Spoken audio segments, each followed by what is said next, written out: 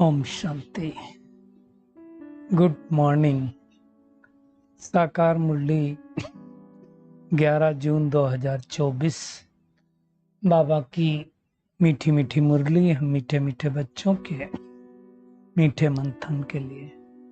मंथन शुरू करने से पहले पवित्रता के सागर शिव बाबा की पवित्र किरणों के नीचे बैठ जाते हैं और अनुभव करते हैं कि मैं पवित्र स्वरूप आत्मा हूं, पवित्रता के सागर की संतान हूं।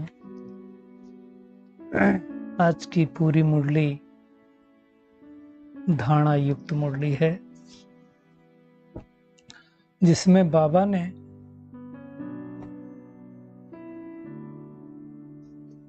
संपूर्णता की बात की है और बेगर टू प्रिंस बनने की भी बात की है। पावन बनने की युक्ति भी बताई है बाबा ने, कैसे पावन हम बन सकते हैं। जीवात्मा की भी बात की है, पवित्र जीवात्मा और अपवित्र जीवात्मा की बात की है। राम राज्य और रावण राज्य की बात की है बाबा ने। स्वास्तिका के बारे में भी बताया हुआ है और 4 युगों के साथ साथ बाबा ने 5वें युग की भी बात की है ना। प्रवृत्ति मार्ग और सन्यासियों में क्या डिफरेंस है उसके बारे में भी बाबा ने बताया है।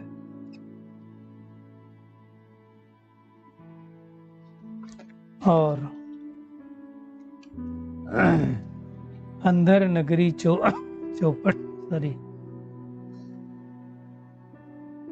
अंधर नगरी चौपट राजा, टका शेर भाजी सकट टका शेर खाजा, इसके बारे में भी बताया हुआ है कि क्यों कहते हैं।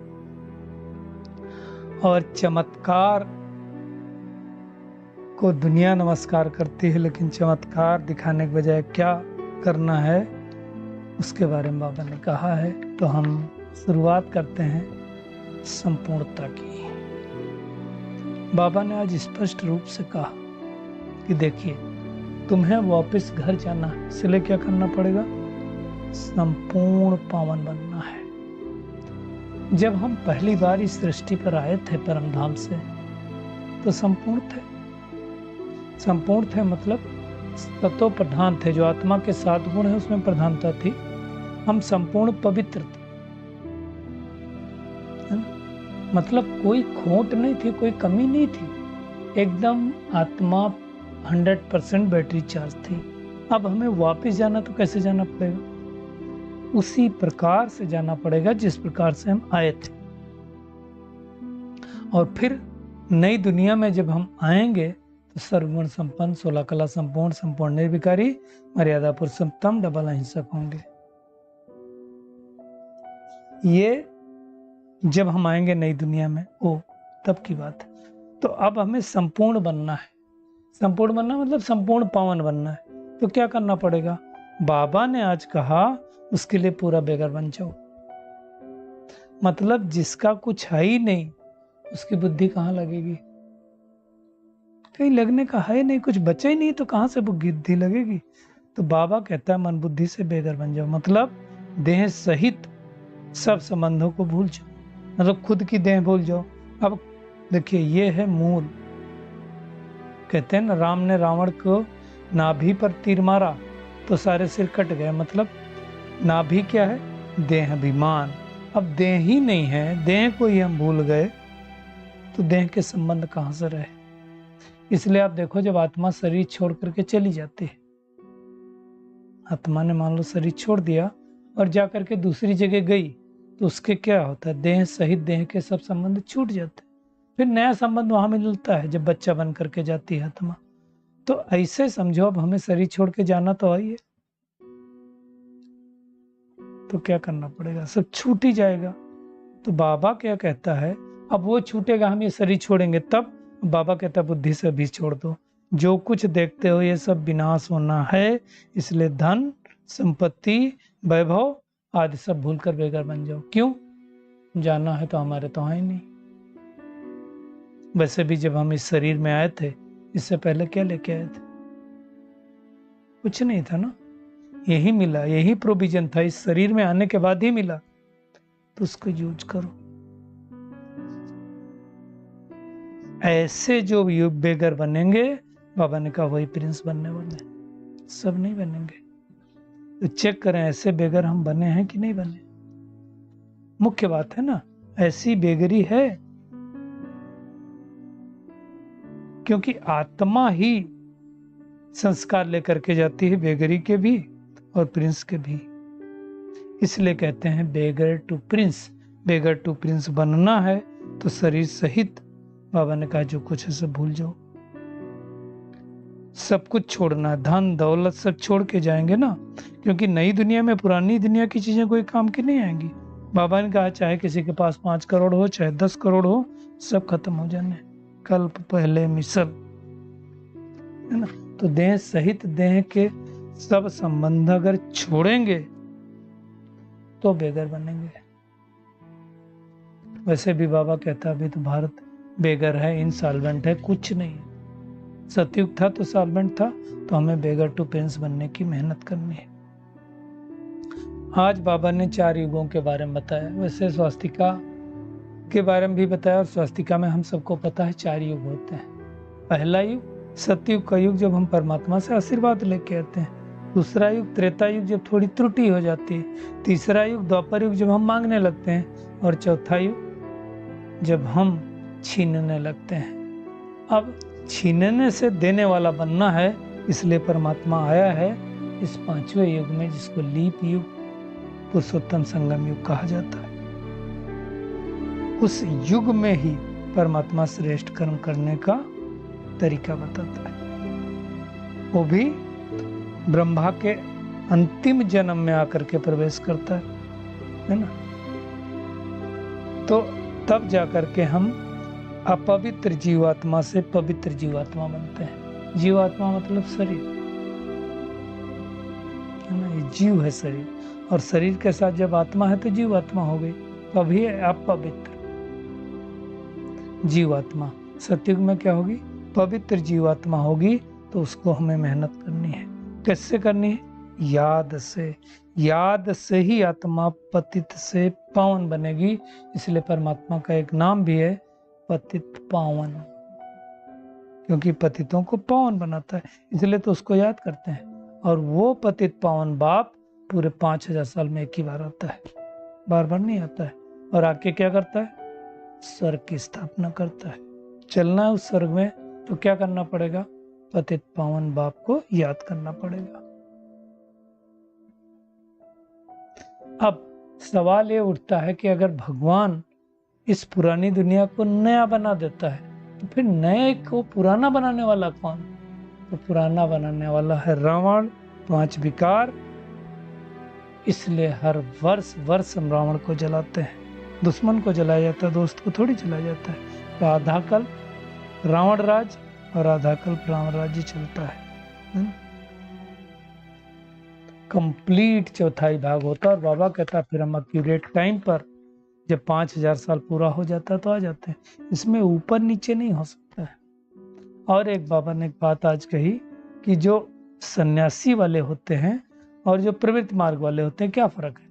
सन्यासियों में कोई शरीर छोड़ेगा तो क्या कहेंगे?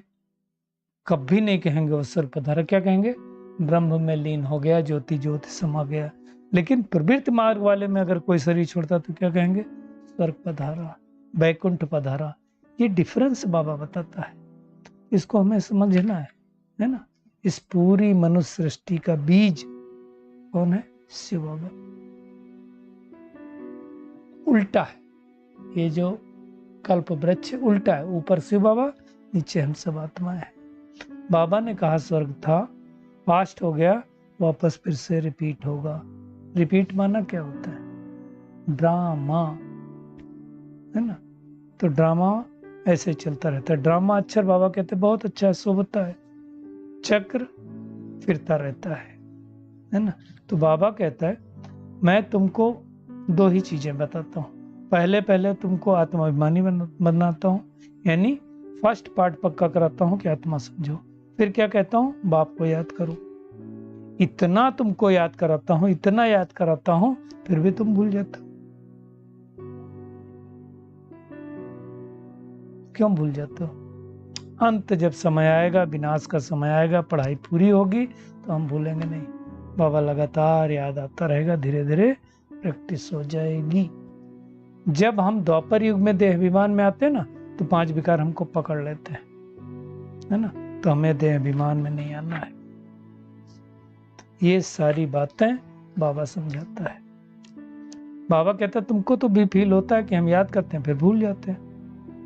तो माया पुरानी हमारी दुश्मन है, जो भुला देती है, अर्थात बाबा से बेमुख कर देती है।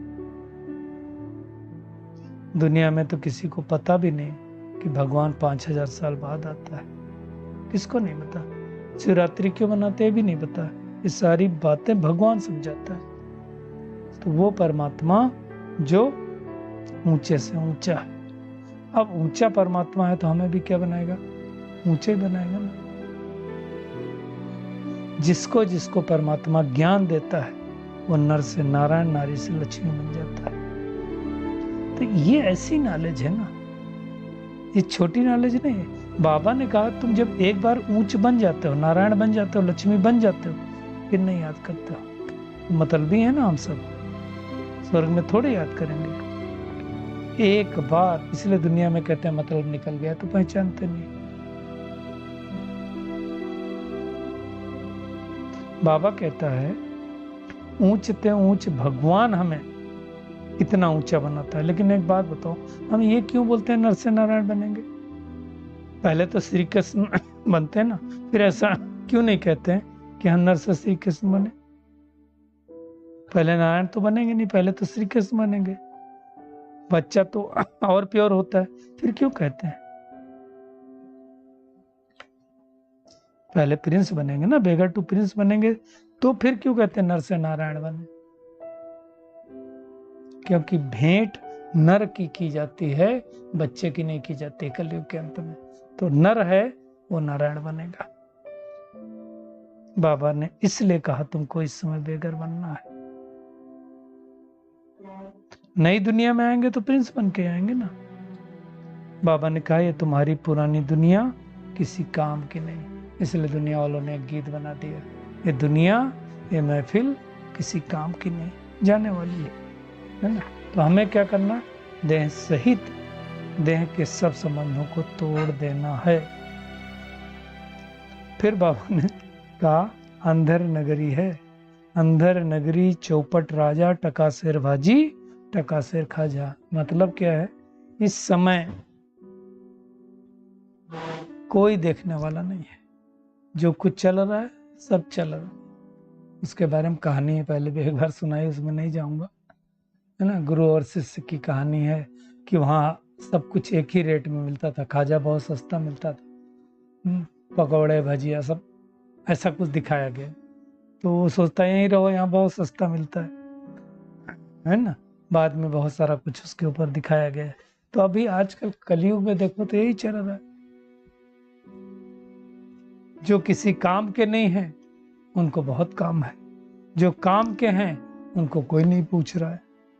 तो बाबा कहता है ये कलयुग रूपी समय की बात है, यानी हम ब्राह्मणों की रात की बात है। क्यों? क्योंकि हमारी ज्योति बुझ गई, भगवान आकर के हमारी ज्योत जगा रहा है। जब सतयुग में हम थे ना, तो हमारी ज्योत जगी हुई थी। इसीलिए देखो भारत में ही दीवा जगाने का रस्म है, बाकी किसी दूसरे देश में दीपक नहीं जलाते हैं। हाँ, शरीर छोड़ते तो दीपक जलाते हैं। क्यों? क्योंकि आत्मा की ज्योति सदा जगी रहे। बाबा ने कहा भी बुझा गई बुझ, धीरे धीरे ताकत कम होते होते बैटरी क्या हो गई? डिस्चार्ज हो गई। अब भगवान हमारी बैटरी फिर से भर रहा है। कैसे भरेगा? जितना याद करेंगे उतनी बैटरी भरती जाएगी। तो आज क्या करना है? एक तो हमें ध्यान रखना है कि हमें संपूर्ण पावन बनना है, और पावन बन करके इस दुनिया में ना, इसलिए बेगर टू प्रिंस बनना है। संपूर्ण बेगर, देह सहित देह के सब संबंधों को भूल जाना है। और अब नाटक पूरा हो रहा है, वापिस घर जाना है। तो बाप समान शांति का सागर, ज्ञान का सागर बनना है। आज का बाबा का वरदान है, चमत्कार दिखाने के बजाय अविनाशी भाग्य का चमकता हुआ सितारा बनाने वाले सिद्धि स्वरूप बनो।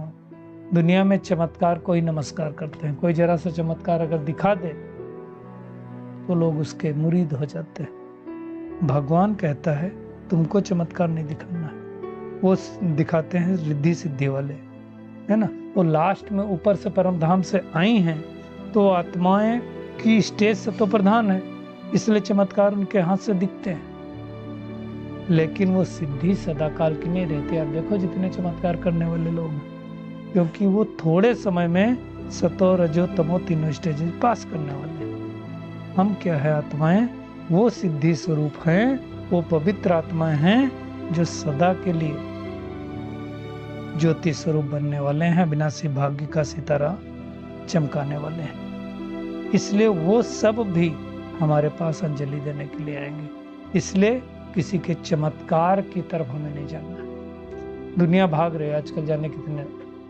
आपका भाग्य देख करके बता देंगे, लिख देंगे, उसका कोई फायदा नहीं है। तो हमें चमत्कार को नमस्कार करने की जरूरत नहीं है। स्लोगन है, बेहद की वैराग्य वृत्ति का वायुमंडल हो तो सहयोगी सहजयोगी बन जाएंगे।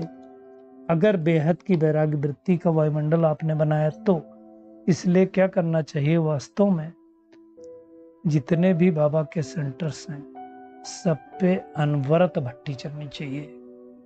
हर हफ्ते तो चलो अनवरत न चले, हफ्ते में एक दिन रखो भट्टी, 4 घंटे 5 घंटे की। तो वायुमंडल क्या होगा, वैराग्य वृत्ति का बनेगा। तो जो सहयोगी आत्मा है ना, जो कभी कभी आती ना, हफ्ते में एक दिन आती है, 20 दिन में एक बार आती हैं, वो सहज योगी बन जाएंगी। अच्छा, शुक्रिया मीठे प्यारे बाप दादा, शुक्रिया आप सभी का इस मीठे मंथन के लिए। अच्छा, ओम शांति।